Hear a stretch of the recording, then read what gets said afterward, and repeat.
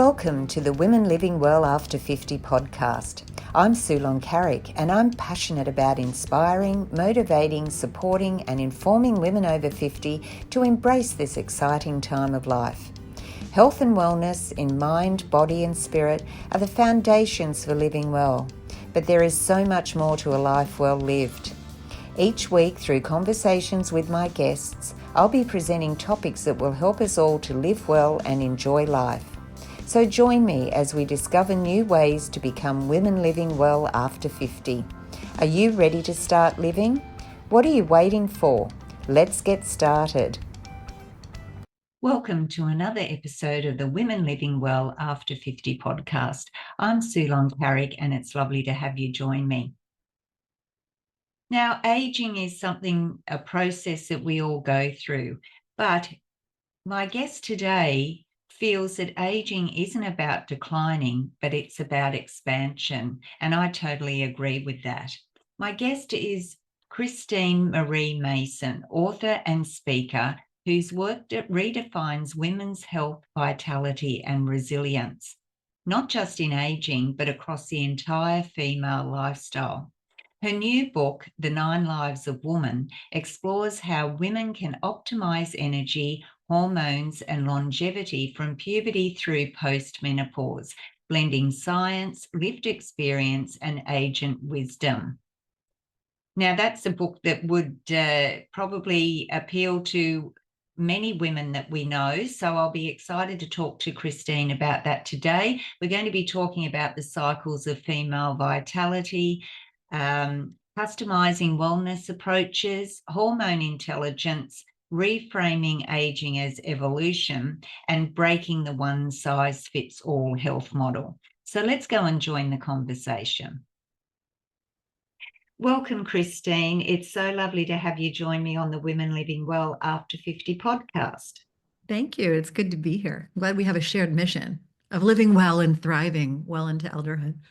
Yes, we do. We do. And we were talking just before we came on air about that. Now, before we get started, you've got a new book coming out, which is great, or it might even be out just came out. So I'd like you to tell the listeners a little bit about yourself and how you came to write your book, The 9 Lives of Woman. Thank you. Yeah, I am late 50s, going on 60, and I have 6 adult children, grandchildren now, and I have been working for the last 9 years in women's health and wellness. I started a sexual wellness company that made intimate care products for women. In the process of starting that, I really got into a deep examination of what I thought, what I knew, what the beliefs were about being a woman that were living in my body. And over the last 8 years, I've had the opportunity to interact with 75,000 plus customers on all of the questions that they had about their sexual lives, particularly through menopause and beyond. And the process of doing that really showed me how much confusion, lack of awareness, lack of knowledge there was around general sexual and sensual lives of women, reproductive lives.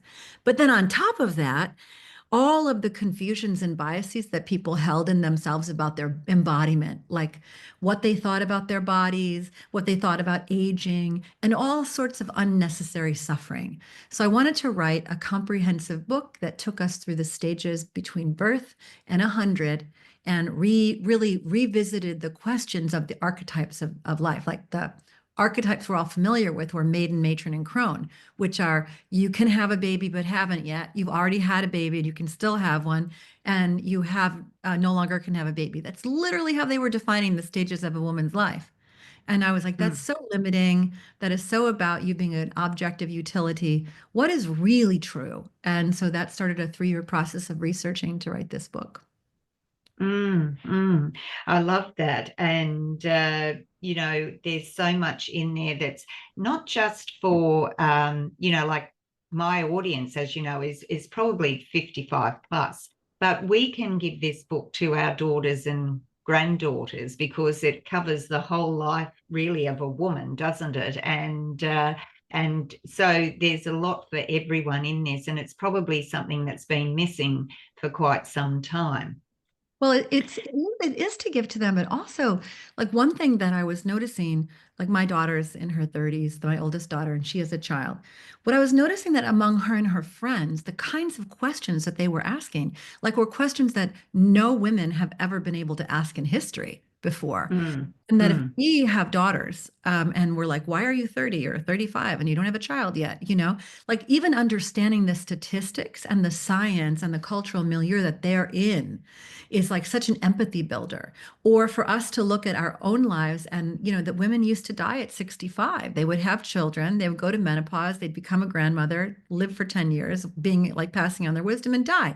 And now you have 20 extra years.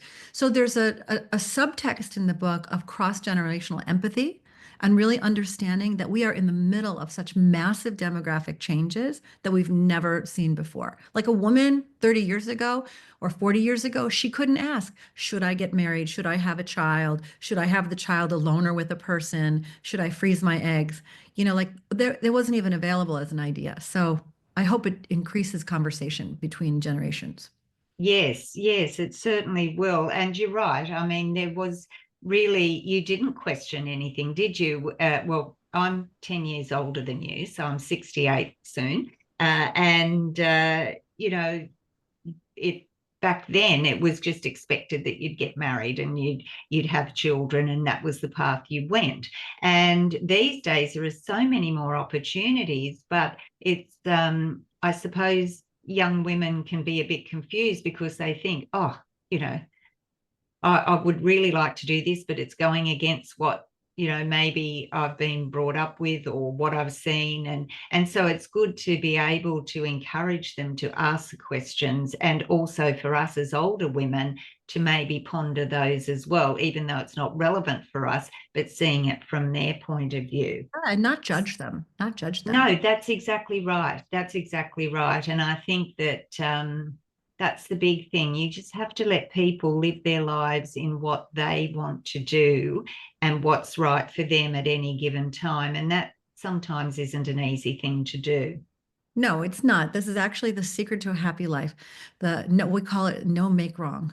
Like, can you walk through the world with unconditional love and not making anyone wrong? And just watch how not only does your life change, but everybody around you sort of becomes brighter around you. They stop hiding themselves. So yes, no make wrong. Okay. Mm, mm. Okay, so look, I'd like to get into the book if we can, because it's without giving too much away, but just touch on some of the highlights so that the audience can understand what the book's about, but also get some little nuggets to take away today. So you talk about the cycles of female vitality, and I must admit, lately, when I'm thinking about vitality, that's my fitness and activeness in my physical and mental. But lately, my mental vitality, it hasn't been as great. So can we just talk about that? What does it mean about the cycles of Yeah. female vitality? Well, there's a few ways to approach it. The first thing I would do is say, I did spend quite a bit of time in the book looking at what makes for a happy elder. And the first thing is the biostack. So you're not wrong on the energy piece. But when people talk like you have to really build your life on a healthy physical form, but it's not just like exercise in any way, shape, or form. It's very specific kinds of exercise. Like people who move and get motion in every single joint, full range of motion every day, hand strength, leg strength. There are very specific things that determine whether the body can hold itself well into elderhood. The second one is oxygenation. So yes, you could run and get cardio exercise, but even if you just do what the ancient yogis called pranayama, or what is now breath work, like almost like hyperventilation exercises, the more oxygen you get moving through the system, literally the more energy you have. The other thing about doing like a pranayama, like I'll just show you, like inhale really big, like this kind of a breath of fire. What it's doing is it's bringing all kinds of energy into the brain, and that helps with cognitive processes and all kinds of things. So the second thing is oxygenation and breathing. The third thing is the what we talk about hormones, and The hormone revolution, people used to say if you have breast cancer risks, if you have all kinds of things, you shouldn't take hormones. That is no longer the fixed firm science. For almost every woman from perimenopause on up, they're recommending low dose hormones. And that does all kinds of things as we get older in terms of bone density and the ability to produce muscle and even keeping our brains fresh. Then we talk in the book about very specific supplements, very specific studied foods, and things that can also help with hormones if you don't want to go straight to sort of a bioidentical hormone replacement.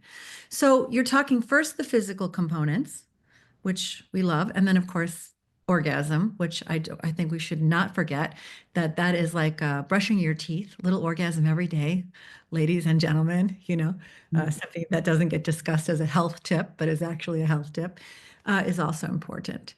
So first the biostack. And then the second thing you look at is like what drains people's energy.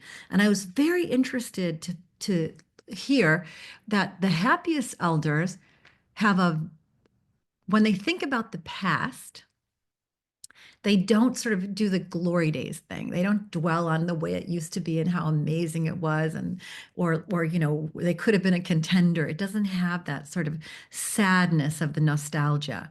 They'll occasionally think about the past to remember a lesson they've learned or to like have a happy memory, but they don't dwell there. And that's so important as an energy story. The one of my teachers told me that the appliance in the house that uses the most energy is the freezer. And it's the same way in our emotional body, that the more stuff that we store in our system and don't look at, the more emotions that we freeze up, the more experiences we freeze up, the more stuff we keep. That is a huge block of energy. So we have to keep clearing out and releasing things that occur in our life. And if you hit 60 or 70, you have a pretty big storehouse if you haven't been cleaning it out. And that can be very depressing. The second piece of that temporal thing is when they think about the future, the happiest elders are continually looking to create, to learn and be curious and what happens next. And that it's not sort of like, oh, now I'm in the phase of passing on my knowledge. Yes, they're passing on their wisdom just by being themselves, but they're also creating a future for themselves. So they don't put a lot of time into worrying about the future, like how am I going to pay my bills, or what if I get sicker, or a lot of the things that unhappy elders think about. So the summary on that piece is that the happiest elders spend the bulk of their time experiencing fully the moment that they're in. Like Ram Dass said, be here now. It seems to be a really good cue. So I could take a pause there, or I could keep going with some of Yeah, the other. no. I just wanted to pick up on that point about staying curious, Yeah. because we were talking before we came on air about how sometimes when we get older, or generally people are reluctant to change and accept new things. And we were talking about the way we pass on wisdom to the generations that are coming up. But it's also important for us to embrace some of their wisdom and knowledge that they have, you know, that the world has developed. We can't stay in the same spot. We can't be static. We have to keep learning and using our, brain and our cognitive functions to keep well. I think here's the pointer. How many of us keep our favorite songs, our favorite kind of music is what we heard in high school or college or when we're in our 20s? Mm, We stay stuck there and they're like, what is that? What is that noise? That's an old trope of being older. But actually, like if you begin to listen to music and how it's evolving, and instead of being like you have this pattern recognition from when you were younger, and then you got busy and you stopped listening. So the question mm, is, can you find beauty in something that's new and different? And that is a choice you're making. And then watch what happens in the self when it's like I'm fully loaded with the knowledge I already have. I don't even have any room to learn anything new. And that there's a piece in there that's got a little fear attached to it. Like mm, what if I can't do it right? What if I'm too slow? I just don't get it. You might feel you might feel a little stupid. There's all these ideas. Like I have friends who they don't even log into their own computer. They have to like call their kids, you know, mm. or they can't fix their own cable. They have to call their children or somebody to fix it for them. But I'm like, that is a little bit of dying before you die. Mm, And mm, that there's so much beauty you kind of grow up and you think things are going to be a certain way, you live into that way, you build your life around that way. And then if you lose track of technology changes or things that are shifting, then it seems to come out of left field and knock you off your base. Like think about now all of the people who built their lives around creative pursuits, and now you've got all of these AI image generators or large language model text writers, and suddenly a whole class of creative people are out of work. Now, that mm, if you're 50 or 60 and you're coming toward the end of your career and you don't know how to roll with that, you haven't like cultivated the capability of learning, staying new, being curious, adapting, this is going to be a very hard chapter. But if mm, you're curious and you're like, wow, I'm an artist. What could I do if I was in collaboration with this technology? Let's see what I can make. If I could eliminate proofreading and editing from my creative writing, and I could just put all of my energy into describing my direct experience and then use this tool to edit for me, wow, what would open up? Like, so mm, I feel there's a sense of like, if you can carry wonder forward into your 60s and 70s, curiosity forward, and anytime you notice that little bit of fear or judgment or not wanting to change, just give yourself a little nudge like you would a child who's learning to walk. Little loving mm, pat, you know? mm.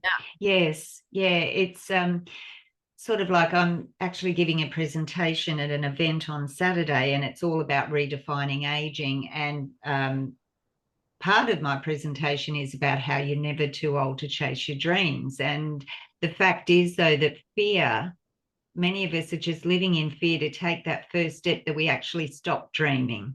We stop being curious. We stop wanting to try new things because we worry too much about failing or what other people think or whatever. And that's such a limiting way to live our life. My friend Elena, she was a fine artist and she wanted to go to law school, like at 48. And her husband was like, "You're not even going to get out of law school until you're 52 years old." And then, and she goes, "Well, I'm going to be 52 anyway, whether I go to law school or not, you know?" So she went. And then she developed a specialty in food law with such a unique niche, like food Mm, safety, and went on to become like one of the top practitioners in that field. Now she's mm, 60 mm. and that's all she does. So, Yeah. yes, yes, and Mm, but the dream thing, there are some things about the body. Like you're probably not going to put on star-spangled booty shorts and roller skate up and down the strand, and maybe you won't do that, but maybe you mm, will. And the question is, there are certain things that we've been told about being older that we shouldn't expose our bodies. That we're going to be slower. There's athletic things we won't be able to do, and we've kind of like carried those into our thoughts. So I would say one by one, just extract those. I had a wonderful woman, Alex Rotas, who came on the podcast on who's a photographer, and she takes pictures of competitive female athletes in their 70s and 80s. mm, Unbelievable. Like women mm, return to running after 30 years of raising children and are like winning races or doing hurdles or mountain biking or playing team tennis, and she takes like what the skin looks like has nothing to do with the muscular strength or the nimbleness or the more importantly the joy that they get mm, from using their bodies at that level. So one by one, we go through the belief systems that have been inculcated into us, like that you sort of peak in midlife and then it's all downhill from there.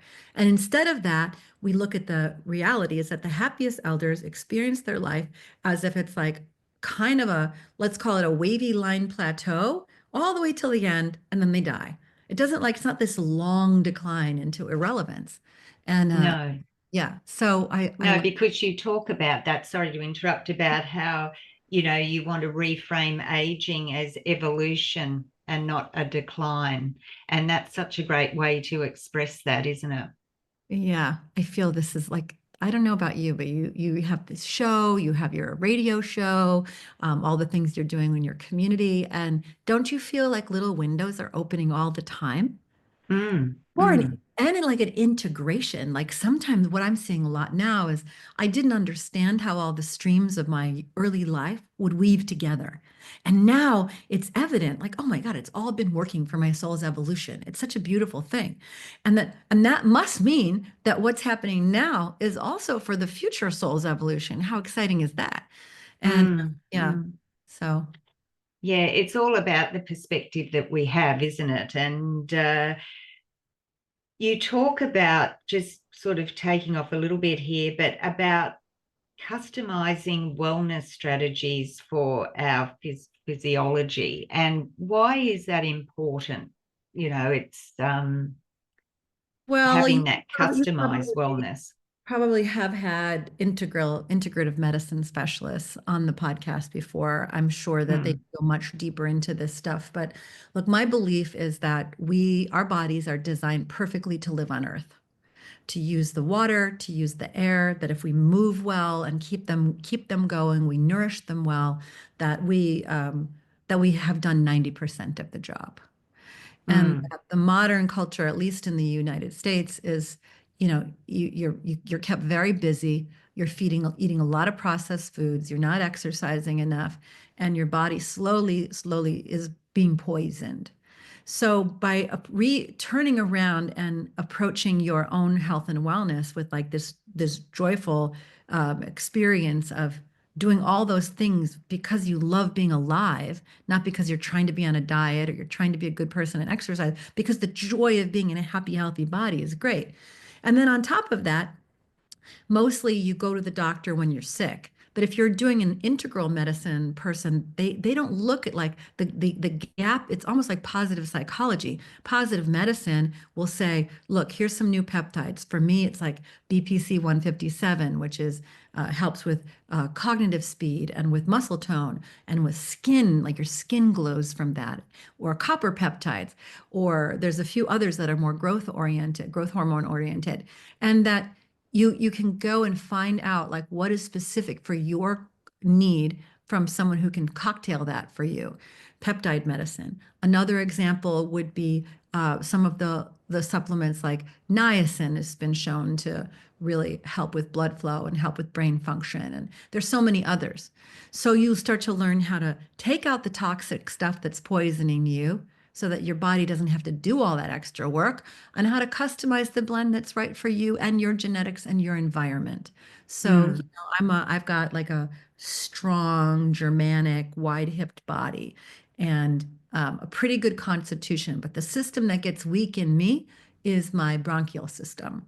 Everybody's got that place. Like when you start to feel mm, run down, what goes first? Sometimes it's your belly goes first.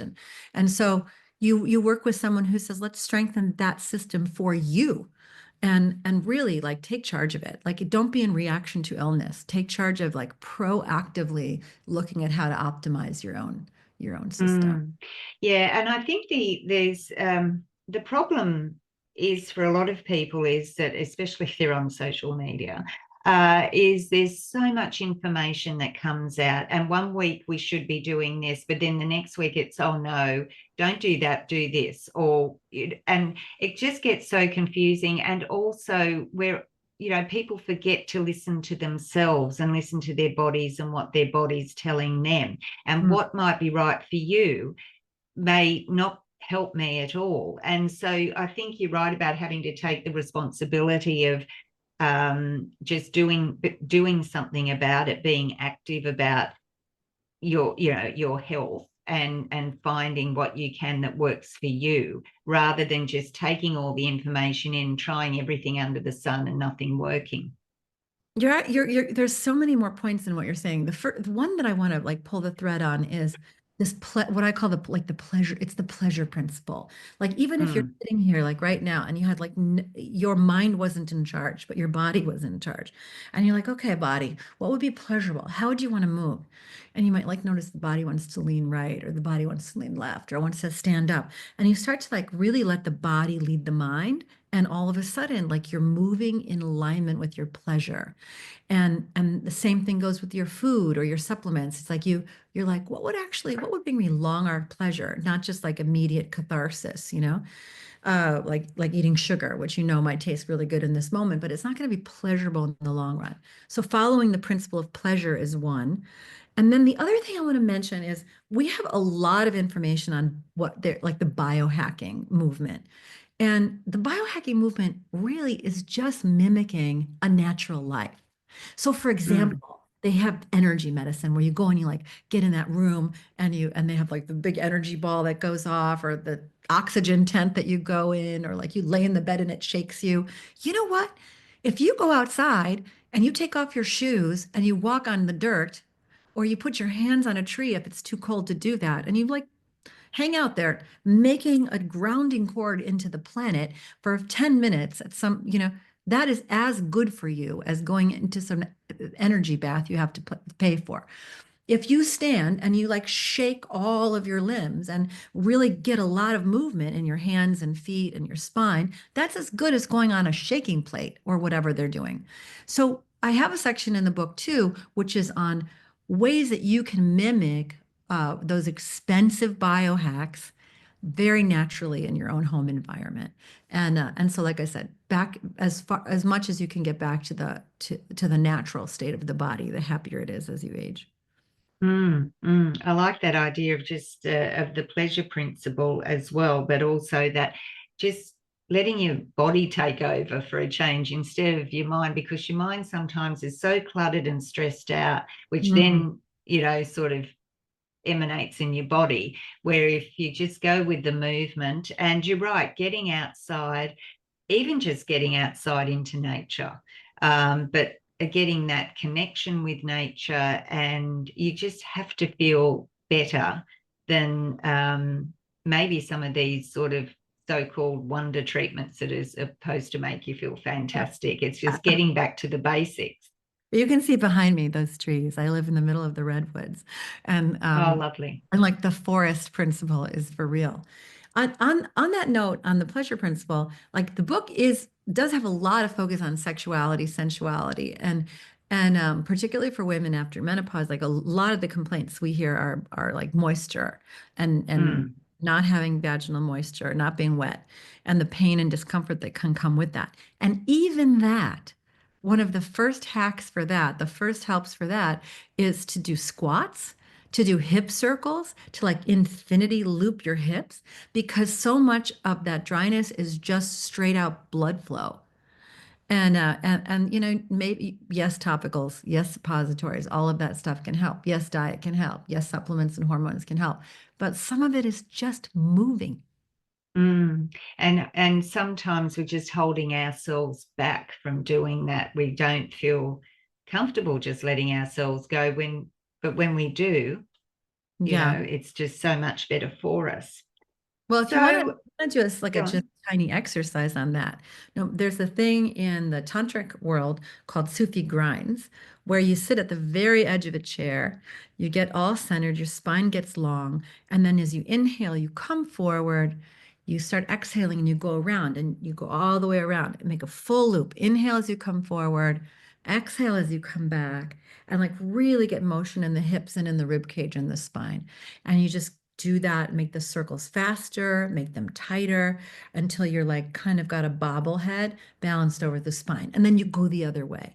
And just that practice of doing spinal circles will release so much energy in the body, going and back and forth too, like convex concaving your spine. So I'm a full believer in that what Kundalini yoga stuff that's very spinal. Mm, mm.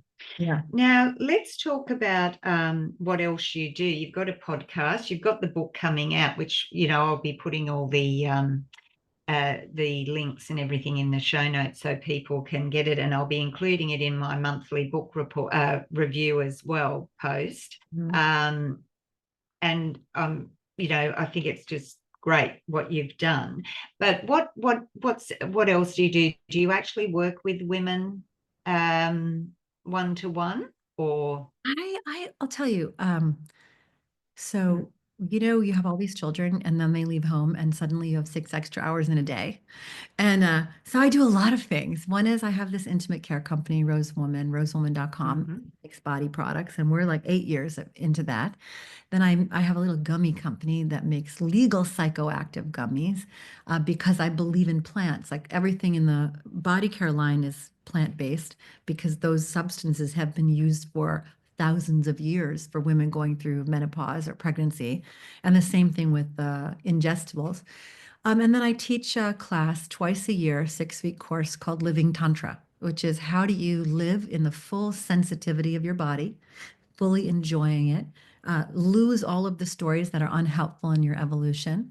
And then that community, the people who've taken the class, meet once a month online and practice being in attunement and sensitivity. So I'm doing that also at the classes. And I have a farm that grows stuff. I have a So, big 26-acre so farm. you have a full life, not, you're embracing life, embracing new challenges along the way, and living well. Which brings me, If you because told we me, Sue, that I was going to have a farm off grid and I would know anything, like that I would know anything about solar energy or anything about soil replenishment 10 years ago, I would have been like, you're crazy. That's just not my jam. And now, like I said, keep finding the edge of your knowledge. It's just mm, there's so much to learn in this life. mm, mm. Yes, and it's so fulfilling, isn't it? And rewarding when you take on something new and then you master it.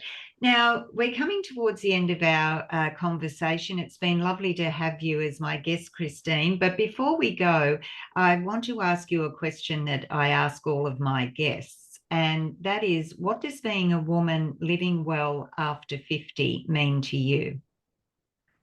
Well, for me, it's right at the heart of what we were talking about, staying open, reverent, curious, appreciative of this life, and continuing to reach for what's next.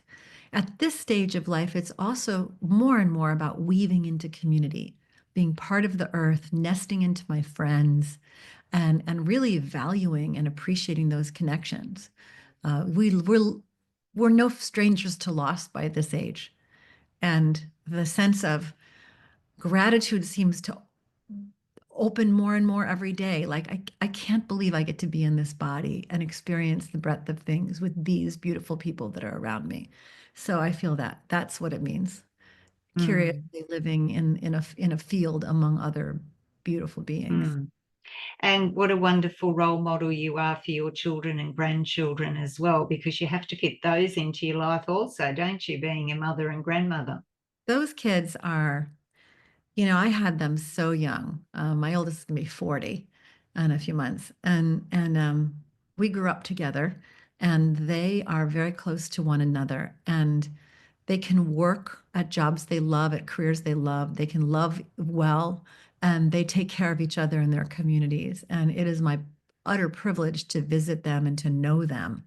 Which